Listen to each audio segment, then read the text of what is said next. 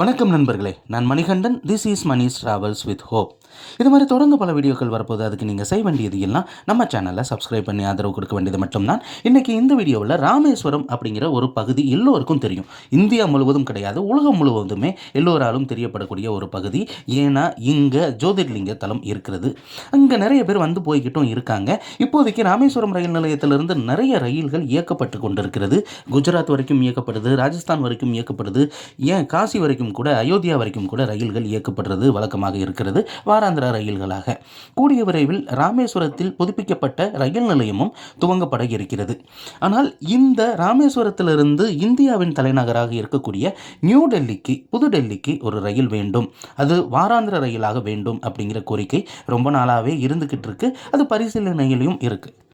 ராமேஸ்வரத்திலிருந்து புறப்படக்கூடிய இந்த ரயிலானது அங்கிருந்து மண்டபம், ராமநாதபுரம், பரமக்குடி வழியாக மானாமதுரை வந்து, மானாமதுரையிலிருந்து காரைக்குடி, புதுக்கோட்டை, திருச்சிராப்பள்ளியில் இருந்து தஞ்சாவூர், கும்பகோணம், மயிலாடுதுறை ஜங்ஷன் வழியாக இந்த ரயிலானது சென்னை எழும்பூர் போய் அங்கே இருந்து நியூ டெல்லி வரைக்கும் ரயில் வேண்டும் அப்படிங்கிற கோரிக்கை இருக்கிறது. நியூ டெல்லி இல்லைனாலும் பரவாயில்லை, அதற்கு அருகாமையில் இருக்கக்கூடிய நிசாமுதீன் ஸ்டேஷன் வரைக்குமாவது ட்ரெயின் வேணும் அப்படிங்கிற கோரிக்கை அப்படிங்கிறது இருக்கிறது.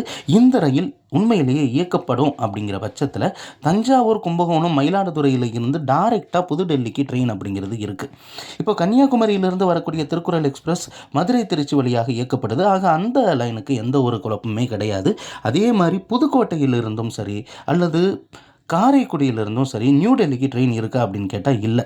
ஆக இந்த ஒரு ரயில் இயக்கப்படும் பட்சத்தில் காரைக்குடி, புதுக்கோட்டை, தஞ்சாவூர், கும்பகோணம், மயிலாடுதுறை, சிதம்பரம், சீர்காழி மற்றும் திருப்பாதிரை புலியூர் இந்த பகுதிகளில் இருந்து டைரெக்டாக இந்தியாவின் தலைநகரான டெல்லிக்கு ட்ரெயின் கிடைக்கும் அப்படிங்கிறது ஒரு மகிழ்ச்சியான செய்தி. இன்றைக்கி அம்ரித் பாரத் ரயில்கள் நிறைய அறிமுகப்படுத்தப்பட்டு கொண்டு இயக்கப்பட்டு கொண்டு இருக்கிறது. அந்த வகையில் ஒரு புதிய வாராந்திர அம்ரித் பாரத் ரயிலாக இந்த ரயில் இயக்குனாங்க அப்படின்னா டெல்டா பகுதி மக்களும் தாஜ்மஹாலை போய் சுற்றி பார்க்குறதுக்கு டைரெக்டாக ஒரு ட்ரெயின் அப்படிங்கிறது நிச்சயமாக இருக்கும். இப்போதைக்கு சென்னை போயோ திருச்சி போயோ மாற வேண்டிய நிலை அப்படிங்கிறது மாறும். ஆக ரயில்வே நிர்வாகம் வருமானத்தை அதிகரிக்கக்கூடிய எத்தனையோ வாய்ப்புகள் இருக்கிறது. அதையெல்லாம் மனசில் வச்சு புதிய ரயில்களை அறிமுகப்படுத்த வேண்டும். இந்த ரயில் வரும் அப்படிங்கிற நம்பிக்கை, அதாவது ராமேஸ்வரத்திலிருந்து தஞ்சாவூர், கும்பகோணம் வழியாக நியூ டெல்லிக்கு ரயில் வரும் அப்படிங்கிற நம்பிக்கையோடு நாமும் காத்திருப்போம். இந்த வீடியோவில் நான் கொடுத்த தகவல்கள் உங்களுக்கு போதுமானதாகவும் அதே நேரத்தில் பயனுள்ளதாகவும் இருந்திருக்கும் அப்படிங்கிற நம்பிக்கை எனக்கு நிச்சயமாக இருக்கிறது. அடுத்த ஒரு வீடியோவில் பார்ப்போம். அது வரைக்கும் நன்றி.